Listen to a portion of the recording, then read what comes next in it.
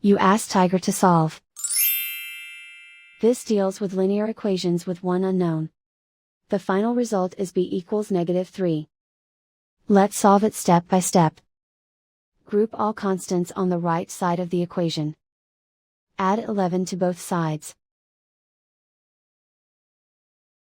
Simplify the arithmetic.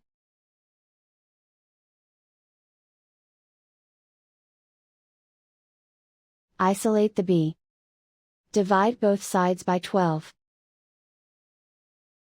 Simplify the fraction. Find the greatest common factor of the numerator and denominator. Factor out and cancel the greatest common factor. And so the final result is b equals -3.